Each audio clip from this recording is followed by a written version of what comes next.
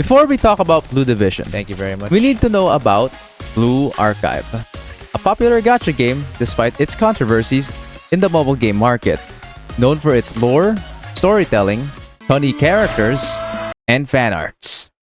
This game seriously has so many fan arts, including doujins, especially the doujins. And some people literally only knew Blue Archive because of these two on the list. Anyways, what you're going to notice that's not included on the list is the actual in-combat gameplay itself. Because let's be honest, it's not really the highlight of the game. Despite the mechanics, it's rather simple, most of its combat being automatic as well, and the effects aren't super flashy compared to other modern-day gacha games. But people were rather curious on what if the gameplay was a first-person shooter or a third-person shooter instead. Well, here is where I introduce you a fan-made game known as Blue Division. Not to be confused with Kiboto's Battlegrounds from Roblox. Those are two completely different games and developers. Blue Division originated from a Korean indie developer who has a YouTube channel known as What Is This G. To download the game, all you need to do is go to the developer's YouTube channel, into the community post, click the GitHub link, download, extract, open the folder, and there. B Division shall defend.exe. When the game starts, there will be an unknown character that will say, "Welcome back." GSC President, is that you? Afterwards, you get into the main menu screen with the only game mode being available, Child Defense, with the other two, Campaign and Overworld, not available. I've heard from the developer that those won't be in the works yet, and it will take years for them to be developed and played. So don't expect those game modes to come out anytime soon. After entering Child Defense, you load in and get into the game with difficulty choices. While Rin tells you that your main objective is to defend Shal, or in this case, not die, and our GigaChad Sensei promoted the Mob-chan you're controlling to be the Shal Defense Plan's leader. Holy, what an honor for this chosen Mob-chan. Nice. Back into the difficulty choice, there will be two types to individually choose the difficulty. First one is about the overall difficulty for the enemies. Then second one is about how much damage will they deal at the start and how much will their damage scale every 5 waves. It's interesting how they decided to separate it instead of just combining these together into one. It gives the player more flexibility to the difficulty of their choice, which I like. The first wave won't start automatically, so you can wander around or change your Mob-chan. There's 3 different types of mobs to swap into, and I decided to stick around with a JTF Mob-chan for my first playthrough. For obvious reasons, hashtag best mob student. You can also change the design and color of the halo in the settings for cosmetic purposes, which is really cool. Not to mention, you already have a lot of weapons to choose from at the start without buying anything yet. There's also Momotalk and a credit currency, but we'll talk more about those later on. On to the gameplay, and holy trinity, I haven't had this much fun on a fan-made game since like Holocure. Let's start off with the gunplay. Honestly, it's not bad at all. Recoil of most weapons are fairly balanced and controllable, each having their own reload function depending on the weapon type, and most, if not all, of the weapons have their signature X-skill ability. My only real complaints are the sounds of the weapons when shooting. With it, could be better. And a few X skills have insane recoils like Wakamo's rifle. Okay, I don't think that's... It does go through the wall. Okay, that's kind of funny. That was a really funny interaction.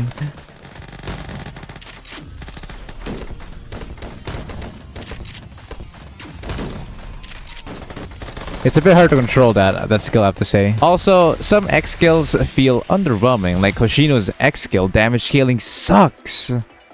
And since it doesn't give a buff or something, you're better off just shooting normally.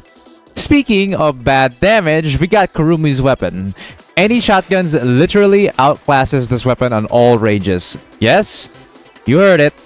on all ranges. It is not fucking... It is not feasible, brothers.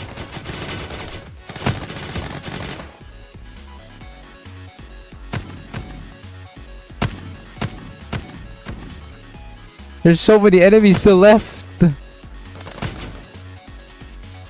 The X skill is decent, but there's one major flaw when up against mobs, which we'll talk more about it later. Next is the upgrading system per wave cleared.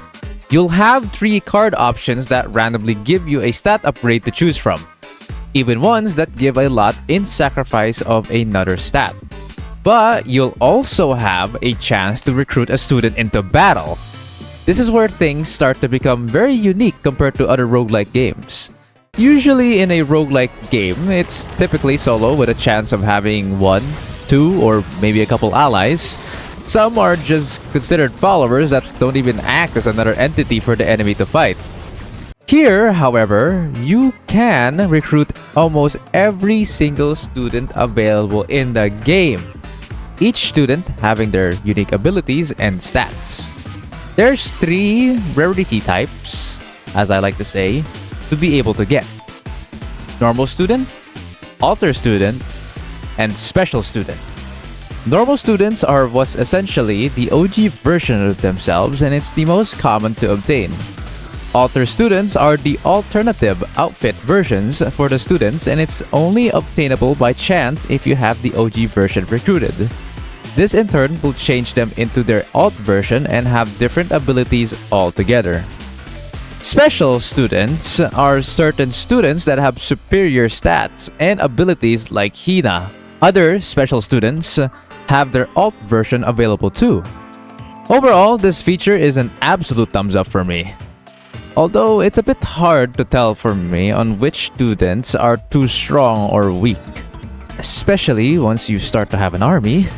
So I'll just let the other players discover that for themselves. Remember the credits in Momotalk I told you before? Right, so credits are obtainable for every wave cleared. Defeating boss waves gives you more. There's a few shops posted in the corner of where you started, and this is how you can spend your credits. You can buy new abilities, grenades, weapons, consumables, permanent damage boost books, and more.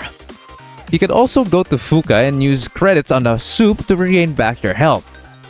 Now, there's more ways to spend your credits for higher quality stuff.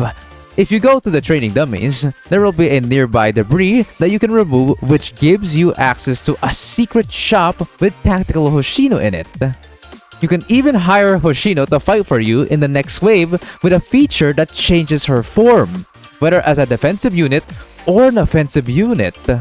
It's actually so sick how much work the dev has put into this one little area. Always lovely to see little secrets like these in games. As for Momotalk, you can obtain them in the following conditions. The student has to be recruited, and afterwards you will then have a chance per wave to activate a Momotalk quest for that student. Do note that not all students have Momotalks at the point of making this video. Once you read through their Momotalk, there is usually a task that you need to do relating to the student. After finishing it, talk to them again in Momotalk, and the reward is typically a permanent buff, whether to the students specifically or card stat upgrades. This is a nice addition that gives more life in the game. The little side quest that doesn't take much time to finish while giving a good upgrade in exchange. Not to mention, students actually have custom dialogues to each other, which is a cool extra thing the creator did. Not to mention, their facial expression changes whenever they are at low health, which is such a nice detail. Awesome stuff, really. Now it's time to talk about enemies, starting with the mobs. From my experience, mob waves are odd, since they seem to try to bum rush you instead of trying to take on the other students, unless provoked, which I find very frustrating. Now, I wouldn't mind this if it wasn't for the fact that it makes close quarter combat nigh impossible to fucking do. Seriously, at no point does it feel rewarding to play. Backline builds are so easy to play. Go to the back of the map, take cover, fire, and watch as enemies just go down like flies before they could even get near you. Or just go Rambo and just completely obliterate them with Hina's weapon.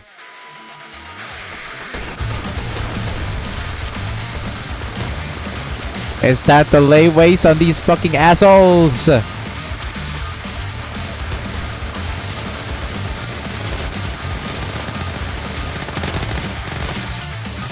Die! Meanwhile, CQC builds requires you to be John Wick to fucking play without dying. Remember Kurumi's skill? It can stun enemies, but only by being close to them. And you can't get close to them without taking so much damage or even death because of their range and numbers. I heard that soon shields will be nerfed to where more health is needed to upkeep the shield properly against attacks. If the enemy is already making you struggle to tank hits right now, how will we be able to tank with a limit to blocking? Look, here are a couple things I'd like to see changed or buffed so CQC would actually feel rewarding to build and play. Give better health scaling upgrades for the player, because right now your ally's HP scaling is 4 times better than you for the health card upgrades, while damage card upgrades are a straight up 1-to-1 ratio between you and your allies by comparison. Make shielded weapons passively give a small damage reduction by equipping it, and during their X skills, increase that damage reduction further to make them more useful defensively. Even better if you make the enemy mobs AI act like bosses. Because bosses on the other hand are rather the opposite. They will more than likely try to take on your students unless you're too close to them, which is good. Get more breathing room, and ally frontline students' HP actually serves their purpose, to tank hits. It seems like bosses deal good enough damage overall, but I'll say some of the bosses' HP scalings are a bit too low. They can definitely be higher. Because I swear to you, at times, mob waves at harder difficulties feel harder than the boss waves themselves. Unless you're unlucky and you have to fight Shiraka Terror early on. There is one particular boss that's very strong, and that's Megu. She's a close range attacker, but the moment she gets onto you, your HP gets alt F4'd. Oh my god, my HP! Jesus! Jesus! She's also fast. Oof. Oh my god! But honestly, my biggest complaint about her is when you use a shield, you block that shit, and your screen will shake like there's a magnitude 8.5 earthquake. Even mobs at later stages will do that to you too. Disabling screen effects option doesn't affect the shaking either, so that needs to be fixed at some point. Regardless, I'm excited when more variety of enemies and bosses will be added in the future. Time for Easter eggs. Surprisingly, there is quite a few of them. I've already mentioned the secret shop, but there's also other things to interact around the map, such as the fridge from Aris and a rated 18 book from Koharu, both of which, when claimed, will recruit both students. Then there's Fuka with her eyes having heart pupils. Oh, and there's also this. What the hell? Hatsui Shinoko.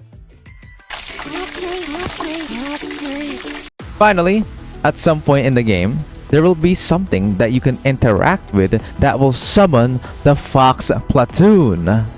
Essentially, a superior version of the Rabbit Platoon you fight in-game. If you defeat them, you get to choose one of them and fight for you. They are very strong as well, so having one of them by your side is well worth it. Also, remember Hoshino from the secret shop? Well, you can provoke her by dealing enough damage, but I would highly not recommend. Unless you wanna fuck around and find out. Alright, let's see.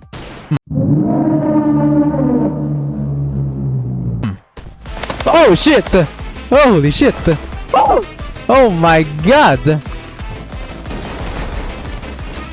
Holy shit.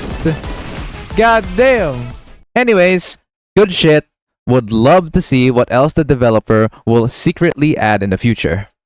Ooh, I forgot to mention that you can press slash on your keyboard to have access to cheat commands. Have fun! Indie games have always impressed me due to how much care and time the developer puts into it while still having its creative and fun aspect about a game. And Blue Division is no exception to that.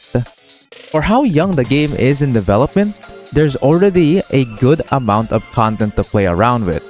Despite the issues and bugs, that can be easily forgiven, and I know the dev will fix it eventually. In fact, some of the bugs are already being fixed during the makings of this video. Overall, I will rate Blue Division an 8 out of 10. Wow! A solid fan-made game that I would replay again, and shows us that if Blue Archive had something like this officially, it would be tons of fun. Thank you guys so much for watching this game review I made. If you want to see more content like this, leave a like and subscribe. If this video performs very well overall, then I'll continue on making more game reviews. See ya, Kunny enjoyers, on the next video or stream. Peace out.